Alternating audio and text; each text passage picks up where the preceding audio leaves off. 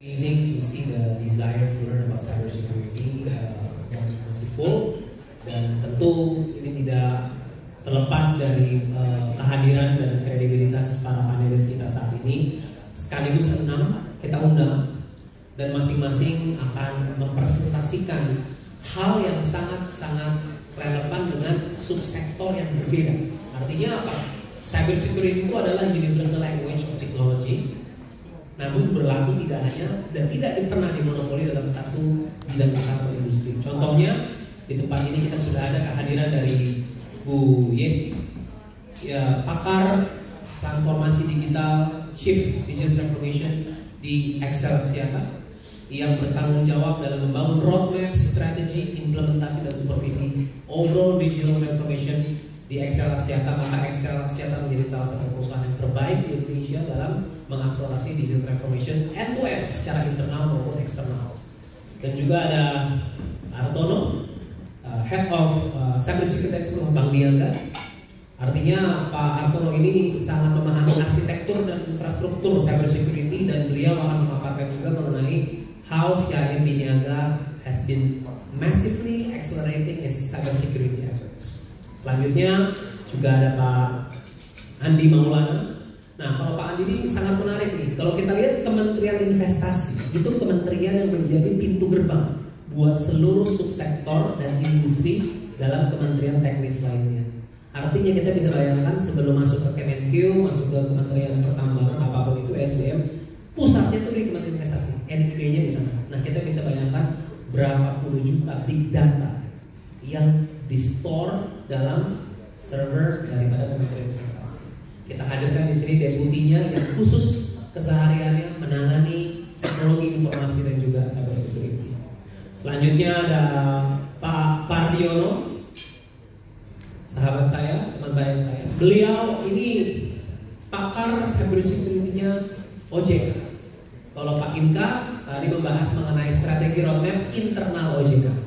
Kalau Pak Pardiono eksternal. Artinya apa? Bicara mengenai bagaimana mengawasi. Kalau di sini ada bank-bank yang hadir nih, ya, termasuk Bank CIMB Niaga. Itu pengawasnya Pak Pardiono.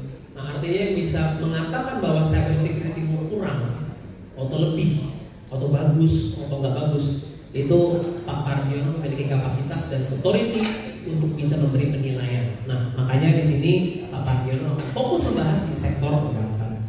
Dan tentu yang paling kami nantikan dan paling kami kagumi dalam hal ini, kami memperoleh kehormatan sekali lagi kehadiran Pak Samuel Abriadi Panggerapan, seorang tokoh di bidang teknologi, sudah puluhan tahun di bidang teknologi selaku Dirjen Aptika di Kementerian Komunikasi dan Informatika, yang akan membahas secara khusus mengenai nanti regulatory framework, regulasi dalam bidang data pribadi dalam kaitannya dengan keamanan siber.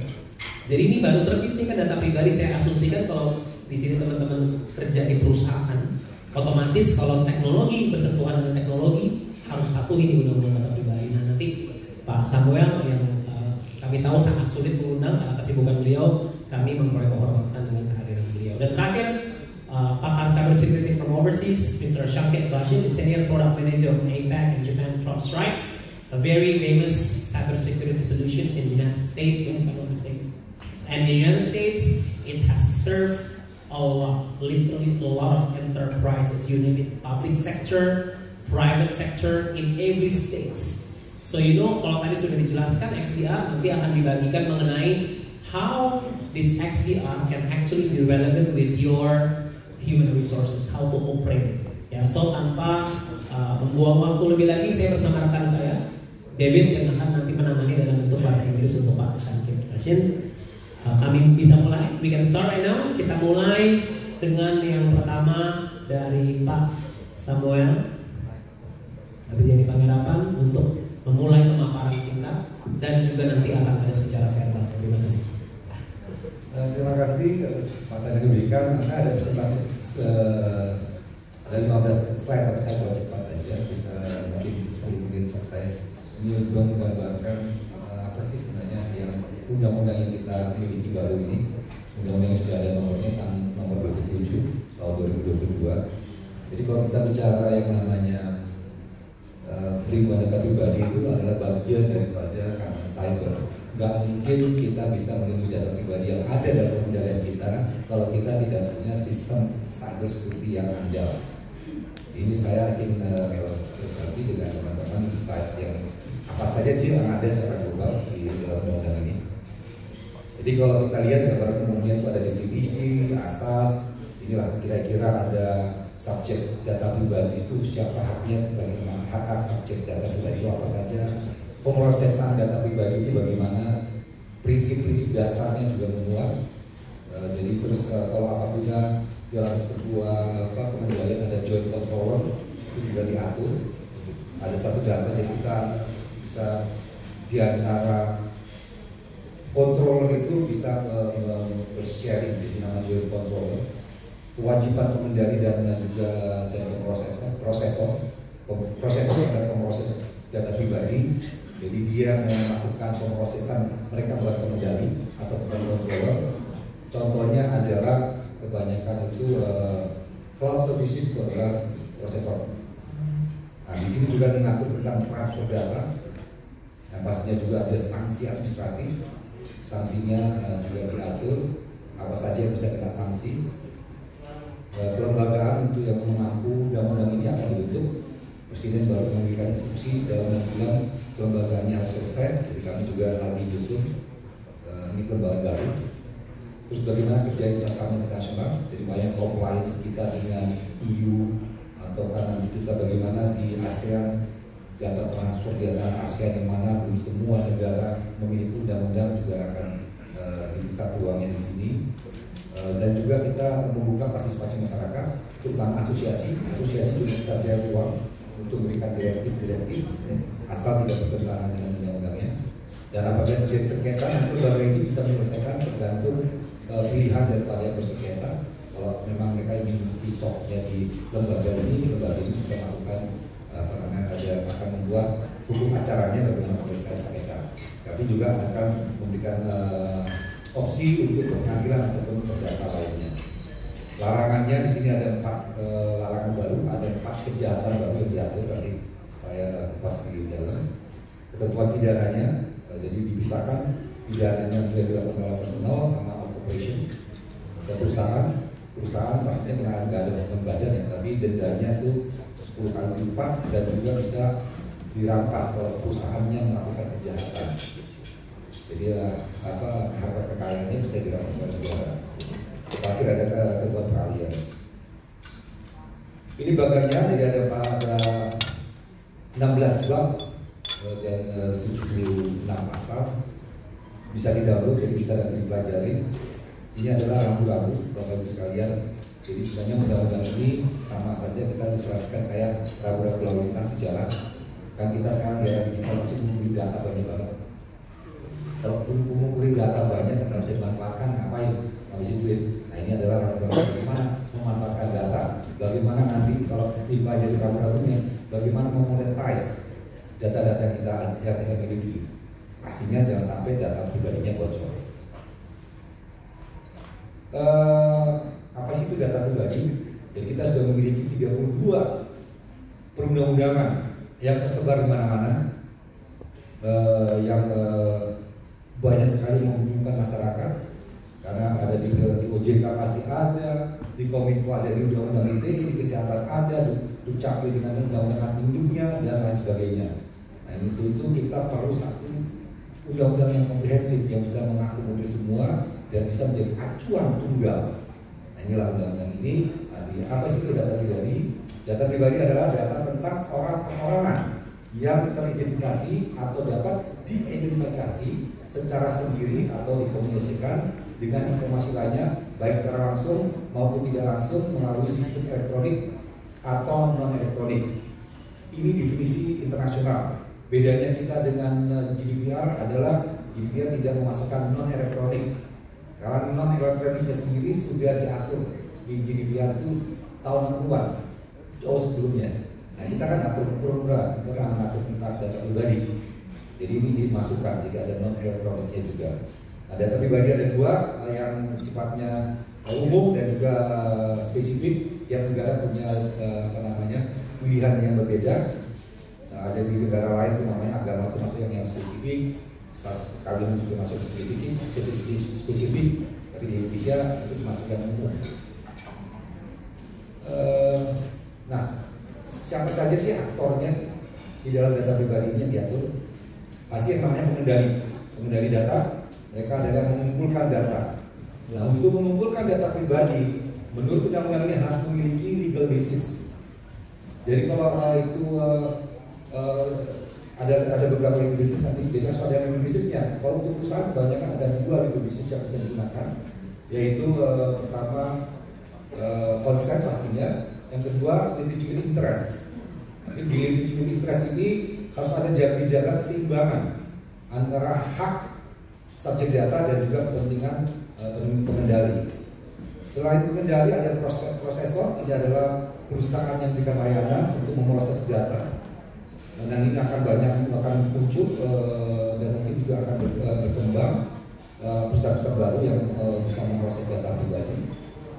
Yang utamanya adalah subjek data pribadi. Jadi data pribadi itu melekat kepada subjeknya kita sebagai pengguninya.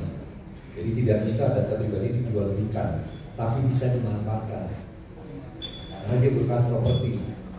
Kalau data pribadi bisa dijual belikan, saya belikan, tapi Bapak nggak punya data pribadi lagi. Bapak siapa lagi? Nah, yang terakhir adalah pengawas pemerintah. Dan undang-undang ini berlaku baik public sector maupun private sector. Nanti bisa bagikan, nanti silakan nanti yang bisa dikasihkan ke panitia yang lengkap ya, tuliskan nanti yang lengkap. Ini saya juga saya keluarkan. Ini adalah prinsip-prinsipnya. Membuka data pribadi dilakukan secara terbatas. Jadi jangan minta data pribadi yang kita nggak bukan. Itu memperluas atau memperberat liability kita. Semakin banyak, semakin susah kita mengendalikannya. Jadi data pribadi yang dikumpulkan terbatas, tujuannya sangat spesifik dan secara hukum harus ada legal basisnya. Kedua, kalau bisa data pribadi dilakukan sesuai dengan tujuannya. Nggak boleh data pribadi kita minta untuk tujuan A, contohnya untuk pengiriman barang seorang perusahaan logistik. Karena saya belanja di Tokopedia katakan, dia si logistiknya tuh hanya untuk mengirim barang, nggak boleh untuk lainnya. Kalau dia pakai untuk lainnya, dia melanggar dan dia bisa kena ketentuan yang ada di dalam undang ini. Data pribadi yang dikendalikan itu harus dimutakhirkan. Kalau nggak nanti ada bisa menyesatkan atau dapat tidak ada, agar data-datanya ini bisa dipertanggungjawabkan. Jadi kalau ada punya ini, kalau ada masalah, intinya kalau ada masalah, ada breach atau ada masalah hukum yang dicari ada orangnya, karena Anda tidak mencatat dengan baik, liability-nya pindah ke kita. Kita yang beli dulu, kamu itu pelanggan kamu, katakan dia merchant di sebuah marketplace. Mereka melakukan ada tindakan melawan hukum, orangnya dicari, nggak bisa ketemu, yang bertanggung jawab adalah nanti marketplace-nya. Ini harus berakhir. Pemirsa data pribadi dilakukan dengan melindungi keamanan data pribadi dari pengakses yang tidak sah, jangan sampai bocor, jangan sampai rusak. Pengungkapan yang tidak sah juga nggak boleh. Jadi kalau yang mengungkapkan data pribadi orang itu nanti ada diatur sebagai kejahatan. Kalau tidak punya, kita tidak punya haknya. Yang punya hak untuk mengungkapkan sampai kepolisian, orang itu dicari, wanted, masa nggak boleh mengumumkan ya. Atau jadi pokoknya harus punya haknya. Pemeriksaan data itu dapat dengan memberitahukan tujuannya, tujuannya harus jelas. Maka nanti di dalam itunya ketentuan kebijakan privasinya itu harus diungkapkan. Tujuan adalah kalau harus dimusnahkan karena sudah lewati batas retensinya, jangan lupa dimusnahkan. Atau kalau memang ada permintaan dan itu permintaannya izin, itu harus dimusnahkan. Yang terakhir, pemeriksaan data pribadi dapat secara tanggung jawab dan dapat dibuktikan dengan secara jelas. Di proses-prosesnya juga ada persetujuan yang sah. Jadi ada 6 yang namanya legal basis atau pemeriksaan data pribadi yang sah. Itu ada pertama yang sah secara jurisdiksi subjek data pribadi. Kemudian perjanjian, itu bisa karena dia mendapat konsen, ada perjanjian, ada kewajiban hukum. Contohnya Dukcapil, admin Duk itu kita memberikan 31 item data pribadi kita karena ketentuan undang-undang. Yang keempat adalah perlindungan kepentingan vital. Itu apa? Jadi umpamanya satu kejadian yang membutuhkan si pengendali mengakses data pribadi kita untuk menyelamatkan kita. Emergency ini biasanya untuk kesehatan. Ada kecelakaan atau perlu mengakses data pribadinya supaya jangan salah mendiagnosa atau jangan salah memberikan obat. Ini dibolehkan oleh undang-undang selama untuk kepentingan si subjek data. Kelima adalah pelaksanaan kewenangan. OJK itu boleh melihat data pribadi dan mengumpulkan. PPATK boleh karena dia punya kewenangan di dalamnya. Yang terakhir ini yang tadi yang kepentingan ekstra, legitimate interest. Jadi dalam melaksanakan legitimate interest pun nanti dijabarkan juga bagaimana menyeimbangkan kepentingan antara hak dan juga kepentingan perusahaan. Kan kita sekarang ngumpulin data log file kan. Log file itu kan kita kumpulkan untuk apa? Untuk keamanan. Jadi itulah legitimate interest. Dari interest yang legitimate karena saya pun mengakses suatu layanan, saya mau juga seaman. Untuk menjaga itu harus diketahui siapa saja mengakses. Next ini adalah subjek hak-haknya ya. Jadi ada hak-haknya dan bisa minta diselesaikan meminta informasi tentang kejelasan identitas dasar kepentingan hukumnya. Jadi kamu minta data pribadi apa dasarnya itu bisa. Minta konsen namanya. Atau dia punya hak untuk melengkapi atau memperbaiki kesalahan. Dia boleh mendapatkan akses. Saya minta dong, jangan datanya nggak sama nih. Memperbarui, saya boleh minta dong untuk memperbaruinya. Dia boleh mengakhiri, jangan saya akan lagi di proses. Tapi kalau tidak, pastinya kalau tidak ada kontrak ya. Ini biasanya terjadi di sosial media. Saya mau tutup Facebook saya, Facebook harus tutup dan hapus langsung, nggak boleh. Tapi kalau kita ada kontrak, nggak bisa kita lagi punya pinjaman di bank, saya mau di stop dong dihapus aja, nggak boleh dong. Itu ada ketentuan, bukan hanya kontrak, itu ada retensinya malahan di perbankan 15 tahun. Nah ini juga kalau menarik persetujuan, saya nggak mau lagi diproses, kami saya pindahkan, boleh itu haknya. Mengajukan keberatan, mengajukan keberatan atas analisis secara otomatis itu menggunakan AI. Kan sekarang ke depannya rekrutmen kita akan pakai AI sebagai subjek data. Kalau si provider tidak bisa menjelaskan bagaimana AI menjalankan fungsinya, takutnya ada diskriminasi, dia bisa lakukan maunya di manual, dia boleh. Karena ada implikasi hukumnya. Menunda, membatasi, menggugat dan menerima ganti rugi, mendapatkan menggunakan, saya bisa mentransfer data saya, menggunakan dan menggunakan data pribadi miliknya. Nah ini hak-hak ini tidak absolut. Ada kewenangan-kewenangan sudah melekat yang tidak bisa, hak ini tidak bisa digunakan. Dan itu juga diatur pengecualiannya di undang-undang ini. Next, ini adalah tadi jabarannya ya, compliance-nya. Kita harus lihat compliance-nya banyak sekali, prinsipnya juga. Nanti bisa dibaca lebih detail. Nah, ini adalah undang-undang ini menciptakan profesi baru yang namanya PPDP atau DPO istilah internasionalnya, Data Protection Officer. Hitungan kami di Indonesia akan membutuhkan 140.000 lebih namanya profesi baru, besar sekali ini. Nah ini makanya sekarang sudah banyak ini orang-orang sudah menyiapkan pelatihan-pelatihannya. Nah kalau transfer pun diatur ya, jadi ada opsi pertama dilihat ini berjenjang, apakah ada edukasi di negara di mana kita akan transfer. Ini kita ikutin ini, terus terima itu mengikat, jadi memastikan bahwa ada kontraktual bisa, kalau nggak ada kesetaraan ada kontraktual, atau kalau nggak ada lagi ada persetujuan dari data subjek datanya. Saya sudah dilihat, kan tahu dari waktunya habis ini berapa hak pengecualiannya, ada pengecualiannya. Jadi tadi hak-hak yang tadi itu tidak absolut, ada pengecualiannya. Misal satunya kepentingan nasional, kepentingan proses hukum, kepentingan angka penyelenggara negara, kepentingan pengawasan, sektor keuangan, dia boleh. Dan dia imun terhadap semua ini hak-haknya tadi untuk kepentingan kewenangan ini. Ini kewajibannya juga ada beberapa pengecualian. Sanksi pidananya saya ini. Jadi ada 4 pidana baru. Jadi mengumpulkan data pribadi tanpa legal basis itu adalah kejahatan. Artinya apa? Begitu kemarin tanggal berapa, tanggal 20 atau tanggal 18 undang-undang ini disahkan, semua orang yang pernah mengumpulkan data pribadi tanpa Indonesia harus memusnahkan data-data itu. Itu adalah sebuah kejahatan. Harapannya nanti apa? Orang nelfon sembarangan nggak ada lagi, karena akan dikejar dan dia kena hukumannya cukup berat.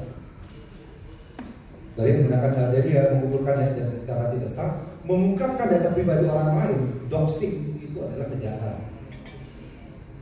Menggunakan data pribadi orang lain itu adalah kejahatan. Banyak kan sekarang penipuan, foto kita, nama kita pakai WA, minta dana. Saya lagi kesulitan, orang ditransfer, itu nggak bisa lagi kita batasnya atau kita buatkan itu. Hukumannya juga 5 tahun. Jadi mengungkapkan 4 tahun. Nah ini memasukkan, nah ini di sini. Orang mendaftarkan SIM card pakai KTP-nya orang lain kejahatan. Jadi nanti mungkin di operator kos melakukan validasi, benar nggak orang ini? Kalau enggak juga akan kena ini, dan juga lumayan paling tinggi itu 6 tahun pembinaan. Nah ini kalau dilakukan oleh operation itu adalah 10 kali lipat dendanya. Dan juga kalau ada tujuan kejahatannya dan bisa menguntungkan kejahatan, keuntungan itu diambil alih oleh negara. Ada sanksi administrasi, administrasi itu paling besar 2% dari penghasilan kita tahun lalu dan sesuai indeksnya. Nah ini sebenarnya mendengarkan masukan dari industri. Dulunya kita mintanya 4%, ditawar 2%, itu pun harus ada indeksnya. Kalau saya sudah comply, ya namanya sial, masa saya harus dihukum 2%. Nah itu kita juga akomodir yang namanya kepentingan industri. Perdata ini, jadi mungkin kalau kita selama ini nggak ada orang yang menuntut, kalau ada bocor, hati-hati akan ada perdatanya. Terakhir, nah ini pasal-pasal peralihannya, compliance-nya 2 tahun, jadi undang-undang ini langsung berlaku. 2 tahun itu akan untuk menyiapkan, selama 2 tahun belum bisa kita denda. Yang lainnya sudah jalan. Jadi jangan salah artikan ya. Hanya pemerintah dia akan mendenda. Masa belum parah siap-siap nanti denda, nah itu 2 tahun itu, setelah itu baru kita kenakan dendanya. Nah apa strateginya? Pertama ini, sebenarnya kalau kita bicara secara keseluruhan tentang cyber security, bangunlah kulturnya dulu. Biasakan yang namanya membangun awareness-nya tentang keamanan cybernya dan juga nanti perlindungan data pribadi. Kita sudah punya sistem yang bagus, ada sebuah operator, STP-nya nggak dibangun, sistemnya bagus, nggak bisa print screen, HP-nya bisa masuk, dibawa ke dalam ruangan di foto lah, bocor lah, kenal si operatornya. Itu mungkin harus dibangun kulturnya, harus ditingkatkan sumber daya kita. Baru beli teknologi, jangan balik, beli teknologi dulu. Akhirnya didikte sama teknologi atau didikte oleh vendor. Bangun kulturnya, SDM dibangun, baru SDM-nya kamu butuh apa untuk pengamanan ini. Nah untuk sebelumnya pasti kita harus mitigasi semua risiko yang muncul. Nah mitigasi risiko itu bukan hanya di dalam internal kita, harus di ekosistem. Contohnya perbankan, mungkin di banknya sudah aman, tapi waktu transaksinya pakai sebuah transaksinya di tempat transaksinya bocor, akhirnya ngerembet ke perbankannya. Jadi mereka juga harus memitigasi risiko bukan saja di lingkungannya, tapi risiko di ekosistem yang menggunakan layanan kita. Kayaknya ini terakhir. Terima kasih, ini adalah tim saya yang waktu itu menyusun RUU ini menjadi undang-undang. Terima kasih.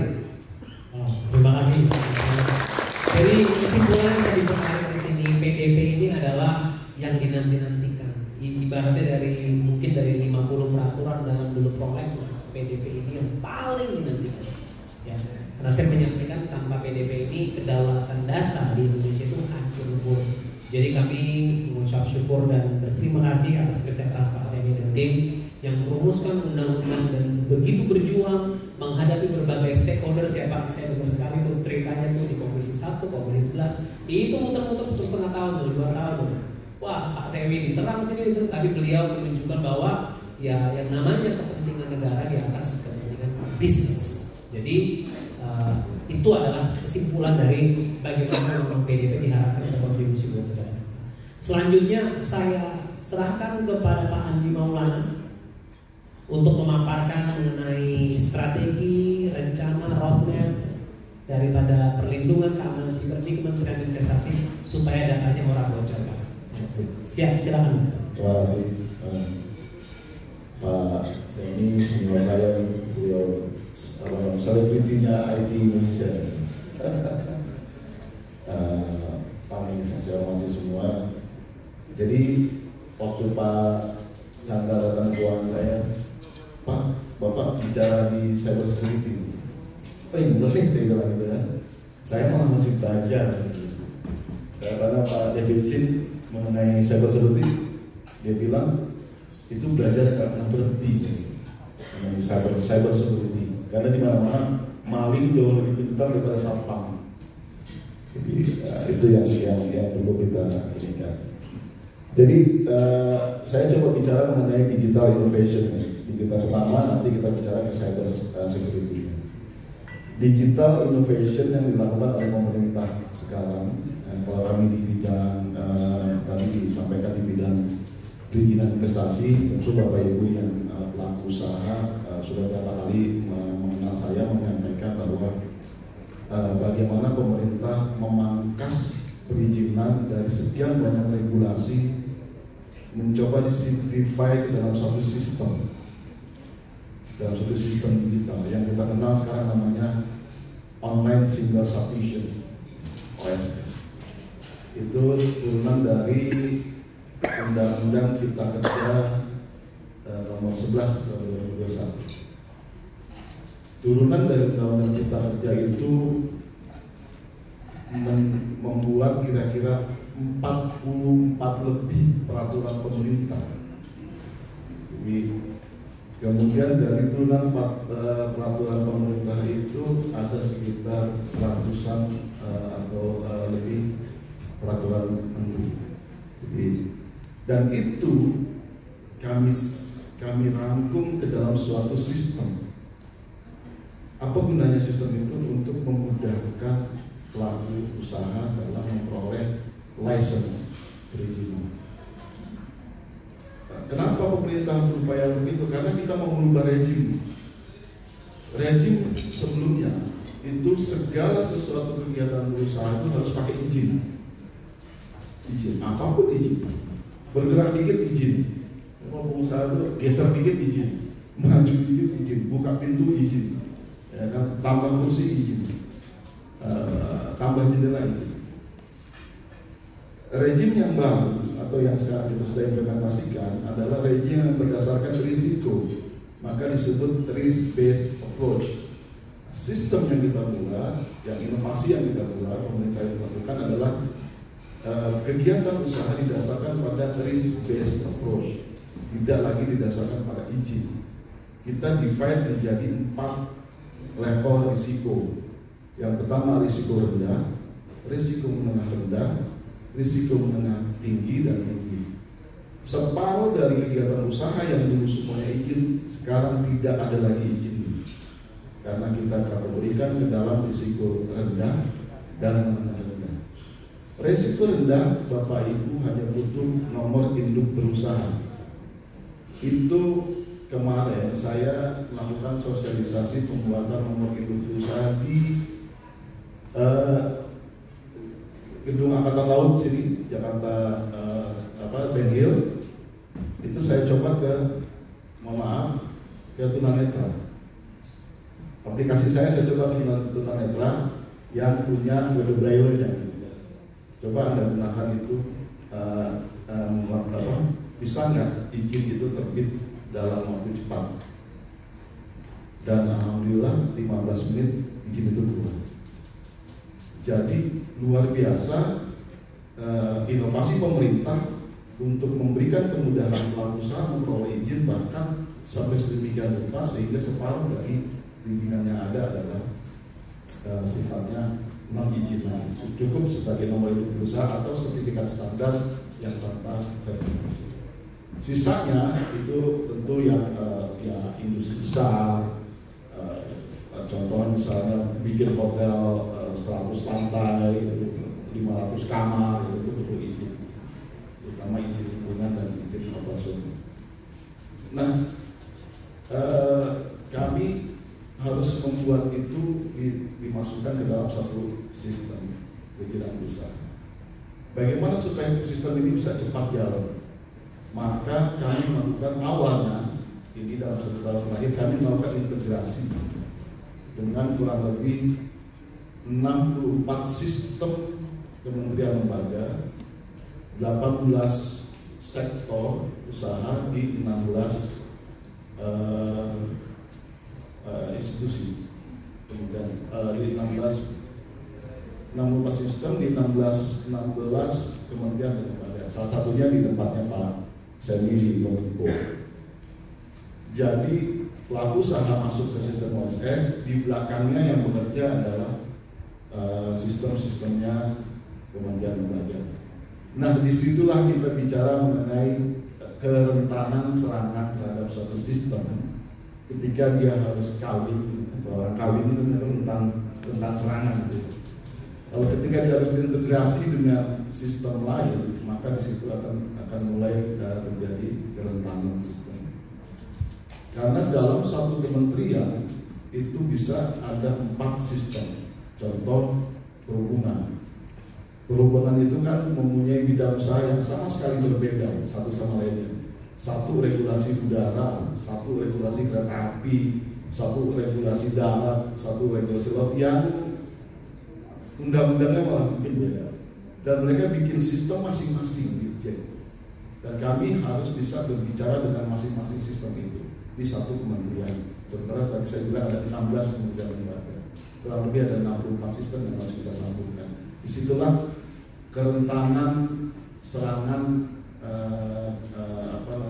terhadap sistem OSS. Bagaimana kami mengatasinya nih? Saya bukan mau ngajarin, cuma best practice saja. We have to leveling di IPA. Kami harus menstandarkan IPA-nya supaya, dan itu harus dipandu oleh BSSN. Jadi harus dipandu oleh BSSN. Terus kalau yang tidak standar, maka harus distandarkan dulu atau kita tidak mau koreksi sama sekali. Karena pengalaman satu kementerian terserang, mungkin di sini bisa saya buka, ada Kementerian Pertanian terserang kemarin, maka dia bisa masuk menyerang ke kementerian yang lain. Karena biasanya dia menyerang kepada yang paling lemah. Untuk itu kita sekarang bekerja bagaimana ini distandarkan. Kemudian bagaimana dengan tadi datanya, perlindungan data kami. Saya kemarin di awal-awal di akhir tahun 2021 datang ke Pak Semi. Kami bilang Pak Semi, Pak, kalau untuk penyimpanan data kami serahkan ke Kominfo. Kami serahkan ke PDN, ada di sana ada Pusat Data Nasional. Dan beliau Pak Semi bilang silakan Pak Andi, berapapun Bapak butuh kita kasih. Tapi di asesmen dulu tentunya, dicek dulu kebutuhannya berapa sih, real kebutuhannya berapa. Baru kemarin dapat 200 tera untuk penyimpanan data. Jadi hampir semua data pelaku usaha dan perusahaan yang beraktivitas di Indonesia itu ada di kami. Itu sekitar 5.500.000 data perusahaan dan pelaku usaha yang ada di Indonesia. Jadi tentu kerjasama dengan Kominfo, kerjasama dengan BSSN untuk menjaga ini, karena kami tentu tidak akan bisa menjaga ini sendiri. Dan yang mungkin terakhir saya sampaikan, yang menarik dari sistem pemerintahan adalah tadi saya sampaikan bahwa verifikator dari sistem itu banyak sekali. Jadi sesuai dengan level dari kewenangan. Ada verifikator di tingkat pusat, ada verifikator di tingkat daerah, provinsi, ada verifikator di tingkat daerah, kabupaten kota. Karena yang menggunakan sistem ini adalah seluruh aparatur yang ada, perizinan yang ada di Indonesia. Kami harus menyiapkan hak akses sekitar 1.000 hak akses karena kebutuhan untuk 548 kabupaten kota. Itu juga salah satu pintu masuk dari serangan cyber. Dan karena kemampuan SDM dari masing-masing verifikator itu tidak sama. Tentu itu nanti akan next levelnya ada di bagaimana peningkatan SDM atau change management dari para perilaku aparatur di daerah, terutama dalam menggunakan sistem. Barangkali waktunya ada mendekati habis. Itu yang bisa saya share di sini. Kira-kira sistemnya, inovasi apa yang kita lakukan pemerintah, dan bagaimana kita mencoba untuk menjaga data Bapak Ibu pelaku usaha agar tidak mudah leakage itu bocor atau mungkin disalahgunakan. Terima kasih. Terima kasih Pak Bima. Jadi kita tahu nih ada mastermind di belakang Kementerian Investasi yang memastikan bahwa data kita ini kita yang setor dan dijaga tetap aman ya. Jadi kita harapkan Pak ada nanti berapa kebijakan strategis yang dapat dipublikasikan secara bertahap. Nah, mohon izin para audiens, jadi Pak Semi akan nanti izin pamit duluan pukul 14.30 ya. Namun masih ada kesempatan juga untuk Pak Semi mendengar pemaparan dari industri ini. Sekarang dari Ibu Yesi kami persilakan terlebih dahulu memberi pemaparan singkat sebelum Pak Semi izin pamit. Pada waktu dan tempatnya kami persilakan. Semangat. Oke, semangat pagi. Biasanya kita mulai dengan yang semangat dulu. Kalau tadi Pak Semi sudah memaparkan dan selalu melirik ke saya gitu kan ya, apalagi yang terkait dengan PDP, karena mungkin sangat kental kerjaannya dengan kita operator yang suka bandel. Jadi dari tadi beliau udah bisikin aja, nggak boleh lagi bu, nggak boleh lagi bu gitu. Saya bilang saya nggak pernah Pak ini gimana. Oke, tapi tadi Pak Semi sempat memaparkan bahwa PDP atau pelindungan data pelanggan itu sangat erat hubungannya dengan cyber security. Kalau tadi Pak Andi juga berbicara mengenai inovasi di kementerian dan juga inisiatif apa saja yang dilakukan supaya bisa tetap aman, maka saya akan memaparkan secara singkat kurang lebih apa yang dilakukan oleh Excel Telecommunication Company dalam rangka terus berinovasi dan juga menjaga dari sisi atau kacamata cyber security. Memang tidak mudah kalau kita mulai memang tidak mudah apabila kita mau terus berinovasi. Excel sebagai perusahaan yang mungkin juga terkenal selalu mencoba yang pertama, jadi mungkin Bapak Ibu sempat terpapar dengan inovasi-inovasi baru kami, tidak hanya dari sisi feature functionality tapi juga dari sisi teknologi. Jadi sebetulnya dengan terus berinovasi itu ada banyak hal yang sangat bertentangan. Jadi benar-benar dua paradigm yang sangat berbeda. Di satu sisi, user-user kami selalu mengharapkan adanya agility, adanya flexibility, dan adanya scalability. Jadi pengennya selalu cepat, nggak mau bilang lama gitu kan. Apalagi yang namanya IT gitu kan, selalu yang jadi sasaran gitu kan. Oh iya, feature nggak bisa keluar, revenue nggak bisa didapat karena belum diberesin nih sama IT gitu kan. Jadi agility, flexibility, scalability itu tetap menjadi salah satu yang sangat-sangat dituntut oleh user. Sementara dari IT sendiri kita juga punya banyak program. Pada saat kita mulai dengan digital transformation, artinya kita sudah harus mulai mengkatalogkan semua proses yang tadinya manual harus jadi digital supaya kita bisa dapat datanya. Jadi dimulai dengan digitization. Setelah ada datanya, baru kita bisa masuk ke digitalization. Jadi udah dapat datanya, sekarang proses yang tadinya masih menggunakan tools yang mungkin banyak menggunakan menghabiskan waktu, kita bisa otomatisasikan dengan digitalization. Kemudian itu yang menjadi dasar dari digital transformation. Saya bilang bahwa ini adalah dua hal yang sangat opposite ya, berseberangan. Kenapa?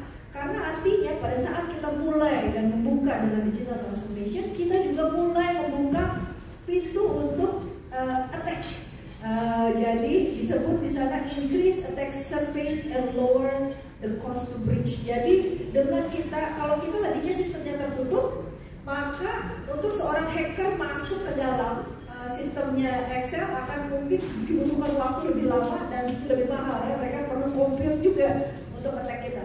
Pada saat kita mulai, apalagi massively digital, maka attack semakin tinggi dan juga cost to breach semakin rendah karena sama-sama digital. Mereka juga menyerang kita dengan jauh lebih mudah. Itu yang pertama. Yang kedua, pada saat kita bilang oke, kita sekarang harus merubah total prosesnya, mulai dengan inovasi collaborative approach, maka dan juga selain itu juga kita mau mencoba teknologi-teknologi baru seperti cloud service, kemudian API based, kemudian semuanya microservices. Maka di satu sisi yang lain ini juga meningkatkan kompleksitas dan juga semakin susah untuk membuat secure system. Jadi hanya sebagai referensi, kami di telekomunikasi mungkin punya sekitar lebih dari 200.000 nodes atau 200.000 titik yang perlu di secure in one point in time, gitu ya. Belum lagi tidak semuanya sudah modernisasi. Jadi kalau mungkin analogi yang paling mudah adalah belum beres kita pakai semua 4G, sekarang sudah ada 5G, malah sudah ada negara yang sudah mulai dengan 6G gitu ya. Jadi masih ada legacy system yang masih kita harus benahin, sementara semuanya udah harus lari dan jalan masuk ke digitalization. Dan yang terakhir, salah satu lagi tantangan kita adalah dengan kita masuk ke dunia digital, ini menjadi highly interconnected ecosystem. Jadi mulai dari customer data yang tadi Pak Sandy bilang bahwa mungkin hanya dari tadinya hanya kita saja, terus kemudian karena kita berinteraksi dengan yang lain, kita juga mendapat data yang lain. Dan dengan undang-undang yang baru, apabila kita memperoleh datanya, maka kita juga ikut liable, gitu kan. Kemudian dari sisi sistem, dari sisi supply chain atau third party, yang juga menjadi tantangan karena artinya kita makin tinggi dependensi atau ketergantungan dengan others, dengan partner, dengan third party gitu ya, bahkan juga untuk dengan customer.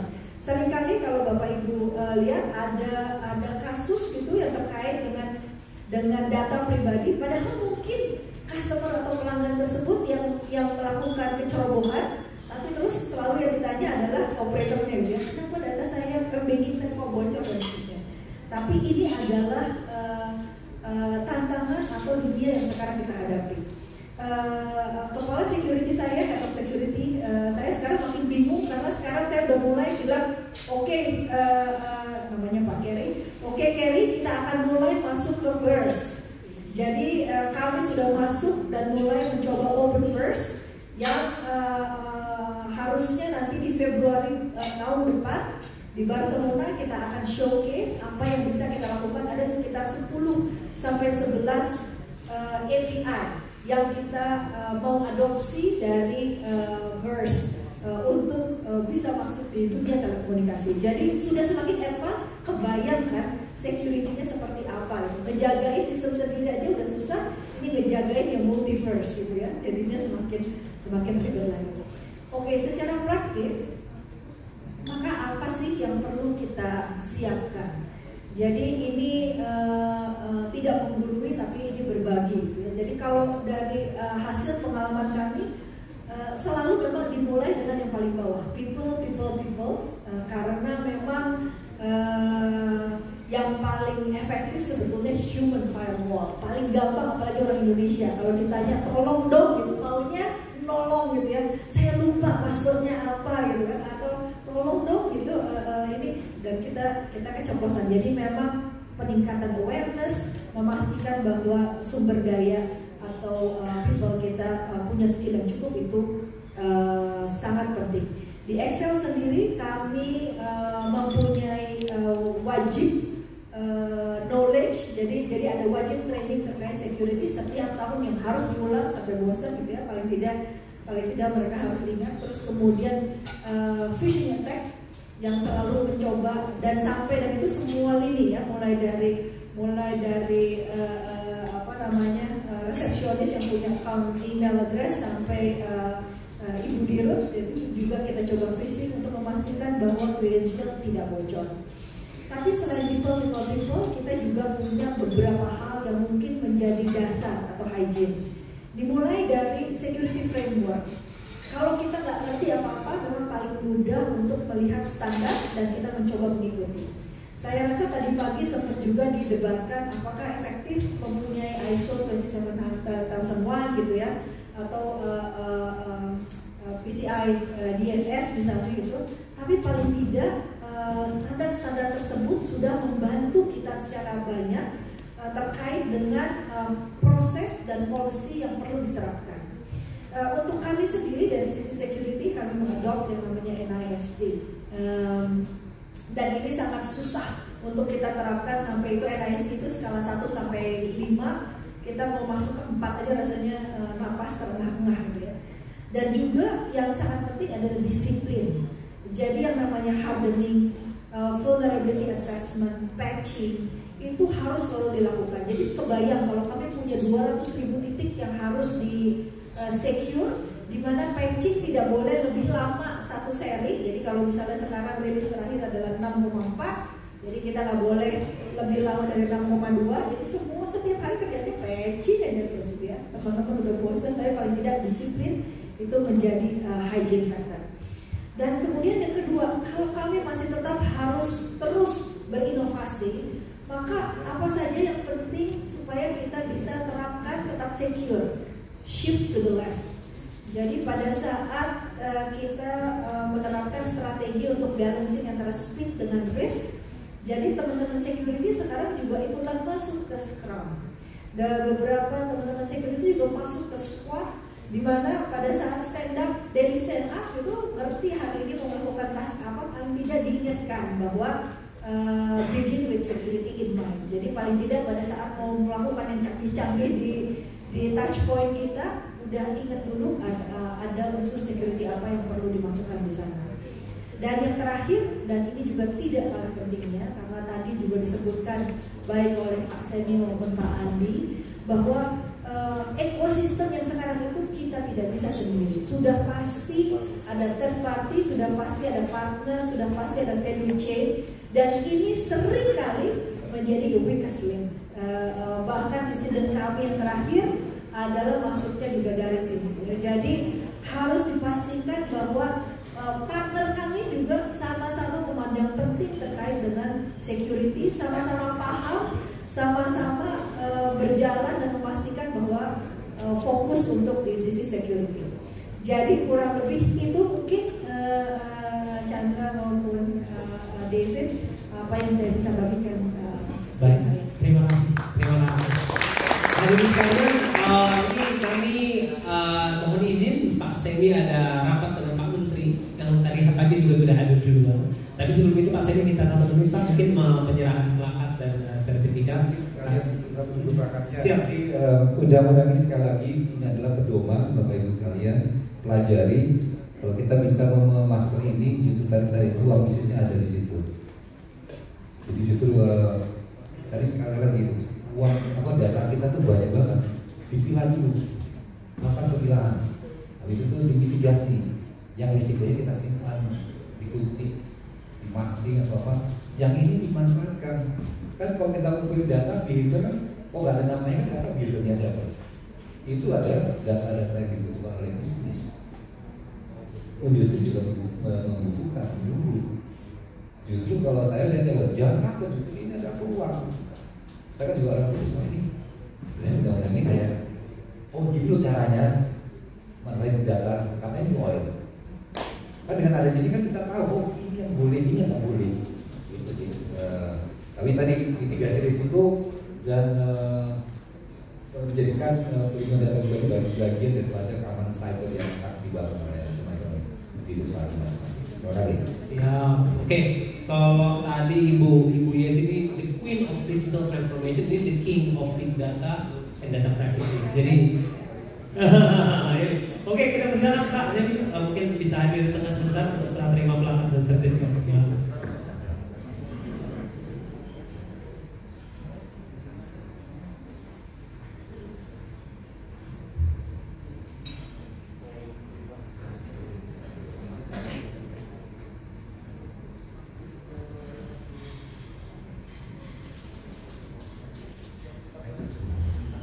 Terima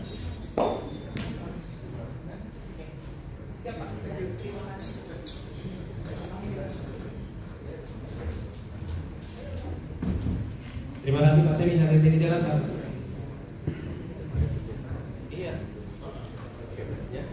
Oke, kita bisa lanjutkan ya. Jadi merekap apa yang Bu Yesi tadi katakan, kita nggak bisa pungkiri bahwa Excel ini memiliki digital transformation. Kenapa saya bisa bilang begini itu dulu? Bukan endorsement, karena saya sudah kantornya. Waktu itu kita sudah ada corporate tour. Dan saya melihat sekali bagaimana perusahaan telekomunikasi ini punya IoT yang bisa implementable di setiap sektor, agriculture, manufacture, you name it. Maka tuh, wah itu ada banyak tuh, keren tuh kan, presentasi. Nah, ternyata di balik itu semua kita ketemu jenderalnya dari Ibu Yesi. Jadi terima kasih Bu sudah memberitahu kami a glimpse mungkin 5% dari kemampuan Ibu lah kenapa bisa membawa Excel seperti saat ini. Terima kasih. Selanjutnya kita kembali lagi ke regulator. Nah ini buat perwakilan bank atau perwakilan perusahaan jasa keuangan. Ini Pak Pardiono akan memaparkan secara komprehensif mengenai bagaimana sih regulator itu menilai lu punya cyber security jelek, harus diperbaiki, atau bagus, atau ditingkatkan. Ibaratnya kata kasarnya seperti itu ya. Dan ini yang kita harus pelajari. Kami persilahkan kepada Pak Pardiono untuk bisa ada pemaparan atau mungkin secara lisan atau presentasi, kami persilahkan. Baik, terima kasih Pak Chandra, Pak David, thanks for inviting us. Bapak Ibu yang berbahagia, pada siang hari ini saya ada slide sedikit, mungkin bisa ditampilkan. Oh ya, sudah. Jadi bagaimana menghadapi tantangan antara inovasi dan cyber risk. Bapak Ibu sekalian, sejak bangun, maksud saya bangun tidur, kita sudah berhadapan dengan digital, handphone, email, WA, transaksi, semuanya sudah digital. Di sisi lain, teknologi juga semakin berkembang, adanya artificial intelligence, kemudian DLT, cloud computing, biometrics, ada lagi API dan lain-lain. Nah, keduanya ini mendorong terciptanya suatu layanan yang terintegrasi. Kebetulan kami mengawasi perbankan, jadi kalau kita lihat suatu bank itu sudah berinteraksi secara digital dengan nasabahnya. Namun, karena adanya perkembangan teknologi yang sedemikian maju tadi, maka bank juga bisa berinteraksi dengan berbagai pihak, marketplace, kemudian vendor dan lain-lain. Di sisi lain, karena adanya kemudahan tadi, ternyata ancaman juga banyak. 1,6 miliar serangan terdeteksi oleh BSSN selama tahun 2021. Data-data tahun sebelumnya juga tidak kalah, walaupun di bawah 1 miliar, tetapi itu jumlahnya sangat banyak. Dan keuangan itu adalah ranking 2, jadi tidak boleh lengah bagi Bapak Ibu yang ada di sektor keuangan, karena itu adalah salah satu sektor yang disasar oleh para penyerang. Bahkan di tahun-tahun sebelumnya adalah yang tertinggi. Saat ini Bapak Ibu sekalian pasti sudah memperhatikan data seperti disampaikan oleh Pak Semi tadi. Akhirnya kita sudah memiliki undang-undang tentang perlindungan data pribadi, karena data itu adalah suatu aset yang sangat berharga. Kemudian model bisnis saat ini juga sudah berkembang yang sifatnya platformifikasi, menyediakan platform, banyak pihak bisa menggunakan. Kemudian juga ekosistem, jadi sifatnya adalah kumpulan komunitas yang memiliki kebutuhan yang kurang lebih sama. Kemudian di sisi lain juga perlu adanya regulasi yang kuat. Tadi salah satunya sudah terbit baru-baru ini, perlindungan data pribadi. Nanti juga saya akan sampaikan ada beberapa regulasi yang bisa menjadikan dasar hukum bagi pelaksanaan atau penyelenggaraan digitalisasi. Kemudian juga teknologi, seperti kita sampaikan tadi, ada beberapa teknologi kekinian yang bisa mendukung inovasi digital. Nah, Bapak Ibu, bagaimana cara menjaga keamanan terhadap inovasi digital tadi? Ini sangat prinsip, ada 3 aspek seperti Bu Yesi tadi sampaikan, people. Salah satu aspek yang utama adalah people. Bagaimana menyiapkan people yang aware, karena tadi the weakest link juga people. Jangan sampai social engineering menyerang people, akhirnya sistem kita bisa diterobos. Kemudian professional skills, qualification, kompeten, dan juga kolaborasi. Karena di era yang saling terinterkoneksi, maka tidak bisa kita jalan sendiri, harus bisa melibatkan dan mengajak bersama-sama yang lainnya. Yang kedua adalah proses. Bagaimana mengelola suatu sistem, bagaimana tata kelola atau governance untuk mengelola sistem tadi, bagaimana framework digunakan, NIST, ISO, PCI DSS, kemudian bagaimana mengontrol, memonitor, memastikan bahwa proses berjalan sebagaimana mestinya. Dan proses itu terkait antara satu proses dengan proses yang lain, bahkan tidak hanya di dalam satu perusahaan. Kita sebut itu integration. Yang ketiga adalah teknologi, bagaimana aplikasi, operating system, infrastruktur, data center, dan lain-lain dijaga. Dan juga yang tidak kalah pentingnya, seperti Pak Semi sampaikan tadi, data. Dan data saling dikomunikasikan menggunakan API. Ini adalah 3 aspek utama dalam security.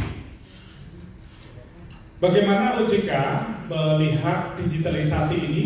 Tentunya kami sangat concern, OJK sangat concern.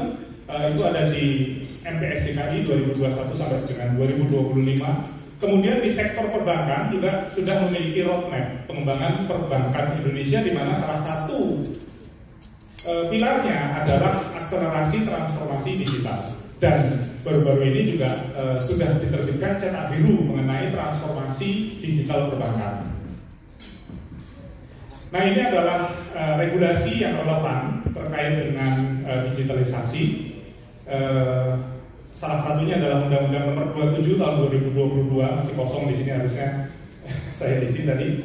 Kemudian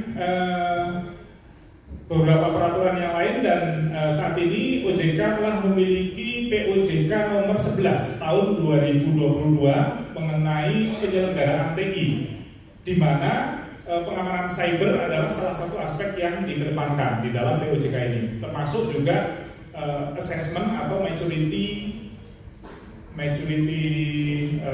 assessment. Selain regulasi, OJK juga memiliki tools untuk melakukan pengawasan, karena sebagaimana amanah undang-undang, OJK mengatur, mengawasi, melindungi. Kalau tadi berbagai aturan sudah diterbitkan, maka untuk melakukan pengawasan OJK juga memiliki tools yang kita sebut OSIDA, OJK Subtech Integrated Data Analytics. Nah, ini adalah salah satu tools sebetulnya yang digunakan untuk pengawasan. Selain Bapak Ibu yang ada di perbankan, di asuransi, pasar modal, menyampaikan laporan-laporan secara rutin kepada OJK untuk kemudian dijadikan bahan pengawasan, dan juga melakukan pemeriksaan secara on-site kepada lembaga-lembaga yang diawasi.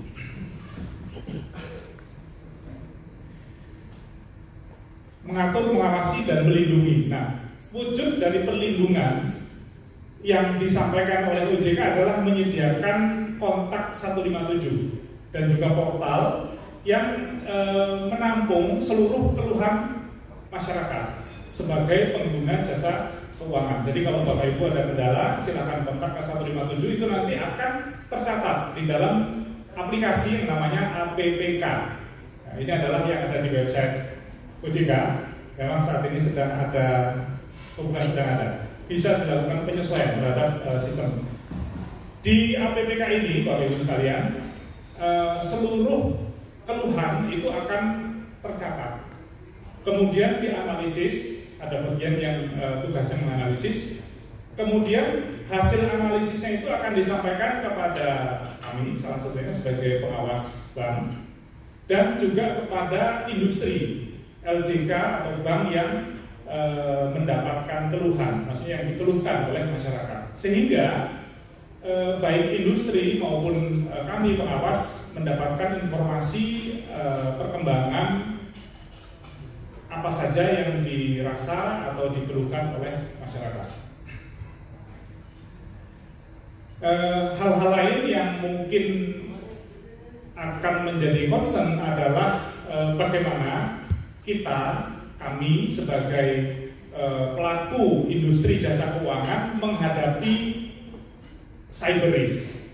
Kalau di luar sana mereka kreatif, bahkan berkelompok dan kompak, harusnya sebagai industri yang menjadi sasaran, kita juga harus kompak dalam menghadapi itu. Oleh sebab itu, kami sedang menyusun suatu sharing platform atau untuk mencatat threat intelligence. Kemudian kita juga harapkan ada forum yang isinya adalah para pimpinan di lembaga jasa keuangan yang terkait dengan security, supaya bisa melakukan pembahasan mengenai isu-isu terkini serta solusi yang bisa diterapkan. Ini adalah contoh isu lain terkait dengan regulasi, misalnya bagaimana memblokir rekening yang digunakan untuk tindak kejahatan. Ternyata itu juga masih menjadi isu. Kemudian edukasi itu juga jadi isu, karena tadi people ternyata tidak semua people di Indonesia aware. Skimming walaupun sunset industry, tapi juga ternyata masih ada, dan beberapa risiko lainnya. Saya kira itu, Bapak Ibu sekalian, mari bekerja bersama-sama untuk mendeteksi, menangkal, memitigasi ancaman serangan cyber, karena kita membutuhkan kolaborasi untuk menghadapinya. Terima kasih, Pak Chandra. Untuk C-Level Cyber Security Forum ini, Pak, on behalf of Spark, atas nama Spark, kami mendemonstrasikan komitmen kami untuk mendukung itu, Pak. Karena kenapa? Nanti ketika OJK membutuhkan C-Level dan organisasi kami, dari anggota-anggota kami nanti bisa mengundang dari Merrill Lynch Bank Amerika Serikat. Kita akan coba undang, kita akan undang lagi dari bank-bank lain yang menjadi anggota kami. Nah, harapannya ini bisa empower. Jadi Indonesia punya Global C-Level Cyber Security Forum untuk belajar dari Indonesia, tapi nggak boleh ketinggalan dari luar negeri juga, Pak. Karena mereka punya pemikiran tuh bisa 20 kali step lebih depan dari kita. Mudah-mudahan bisa support ya. Thank you Pak Chandra atas supportnya. Semoga bisa mendukung pengamanan cyber di Indonesia. Siap. Kapanpun butuh cyber security expert, di kontak aja kami, Pak. Nanti kami terbangkan langsung mereka ke Indonesia. Memang spesialisasi kami di situ. Oke, setelah mendalami telco, kita sudah mendalami perbankan. Nah, sekarang kita todong, ini ada bank nih. Nah, itu pengaturannya, ini teknisnya seperti apa nih? Cocok nih kalau diskusinya sama timnya Bu Yesi ini, Head of Cyber Security Syahir Midiaga. Singkat saja, 4 slides, tapi akan di showcase apa yang Pak Pardiano sudah suarakan, apa benar sudah dilakukan. Nah, ini kalau belum nih langsung di kira-kira seperti itu. Oke, silakan Pak Artono. Terima kasih Pak Chandra. Tes. Ya, saya ada 4 slide aja, mungkin bisa disiurkan sini. Oke. Jadi kita hanya akan sharing mengenai cyber security practice yang kita lakukan di PT Bank Niaga. Jadi nanti mungkin juga ada beberapa showcase yang terkait dengan yang kami lakukan secara internal maupun yang kami engage dari luar. Jadi mungkin first slide kita go with the framework next. Nah, ini mengenai framework yang kami lakukan dari sisi internal. Jadi kami mencoba menerapkan NIST sama seperti yang diterapkan oleh Bu Yesi di Excel. Jadi dari NIST ini kita turunkan menjadi struktur diagram kami. Jadi dari sisi identify kita bentuk unit-unit yang menangani khusus mengenai cyber security, advisory, governance, strategi, assurance, seperti itu. Dan poin-poinnya itu ya yang di bullet point dari sisi identify dan demikian seterusnya. Dan mungkin yang paling penting dari framework ini adalah kami mencoba banyak berkolaborasi dengan alert dan protection log yang sudah kami terapkan itu dimonitor oleh Security Operation Center. Dan di dalam SOC ini kita punya blue dan red teams, di mana red teamnya itu akan selalu men-challenge blue team yang kami sudah detect dan protect untuk kita bisa terapkan bahwa yang kami lakukan selama ini baik di operations maupun dari sisi protectionnya itu tuh sudah efektif gitu. Nah yang terakhir itu mungkin kalau sampai ada security incident baru kita berkolaborasi erat dengan manajemen untuk langsung menangani insidennya seperti apa. Jadi kita langsung seandainya kalau ada yang kita laporkan ke OJK, kami juga langsung baik itu belum sampai insiden yang belum sampai kita mengetahui kira-kira tingkat resikonya apa, sudah harus kita laporkan dulu gitu. Sebaiknya lebih cepat lebih baik lah kalau dari sisi kami. Nah selain dari yang internal ini, sebenarnya kami juga engage dengan cyber threat intelligence. Jadi di grup kami ada beberapa cyber threat yang kami sudah engage dan skopnya kurang lebih ada di sini. Jadi memang sebagian besar itu adalah bagaimana kita mengetahui aktivitas di dark web. Jadi dark web data itu banyak sekali aktivitas yang terkait dengan bank, yang seperti misalnya ada kartu kredit yang sudah bocor atau domain kami dipakai di sosmed gitu ya. Jadi mungkin di Facebook ada CIMB Niaga cabang Petamburan misalnya atau cabang Pluit. Nah itu tuh kita cek tuh bener nggak sih ini tuh sebenarnya CIMB Niaga kami. Kalau tidak kita langsung minta take down gitu. Demikian juga kalau ada yang phishing website itu selalu ada sih sebenarnya. Jadi yang kita berpacu itu adalah untuk mengetahui secepat mungkin dan jangan sampai phishing website ini dipakai untuk social engineering dan lain sebagainya, kita sudah take down dulu gitu. Lalu kalau sampai ada data breach yang melibatkan email address yang diniaga gitu misalnya, jadi yang mana kemungkinan juga ada misalkan staf kami yang membuka rekening misalkan di Cyberbox atau dimanapun gitu ya dengan email address kantor lalu